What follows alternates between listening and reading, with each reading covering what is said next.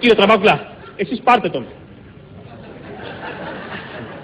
Δεν βλέπω παλικάρι για να έχω και το καλό ερώτημα. Δεν μπορείς να ρωτήσεις κάτι δηλαδή. Ελεύθερο. Εσύ τον παίρνεις.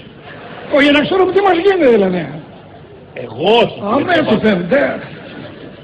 Εγώ συνήθως τον δίνω. Αν δεν είναι το ίδιο πράγμα. Είναι άλλο να τον παίρνεις και άλλο να τον δίνεις. Μια διαφορά. 20-25 πόντους εκεί πες.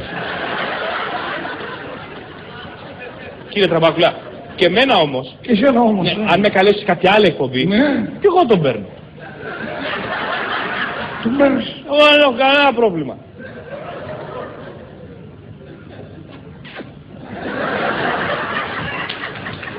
Θα μας τρελάνε τούτο.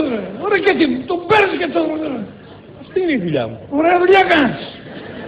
Και όπως βλέπετε με διακατέχει κάποια άνεση. Α, με άνεση τον παίρνει τόσο. Εμείς εκεί στο χωριό καμιά φορά να τον παίρνουμε έτσι στα ξόφαλσα. Μουγκάμε. Λέμε, Παναγία, το κακό με βρήκε, τέτοια λέμε συνέχεια. Εσύ τον παίρνεις το βέβαια. Μια ιδέα είναι όλο. Σ' αρέσει. Τώρα πλέον ναι. Τρελαίνεσαι, Το ομολογώ. Και δεν σ' άρεσε. Στην αρχή όσο να είναι είχα λιγάκι. Κάποιου ήσουν λιγάκι σφιχτός που λέμε. Τρακ, ναι. Τώρα τρουκ. Του κάναμε στη μάνα και κατάλαβα.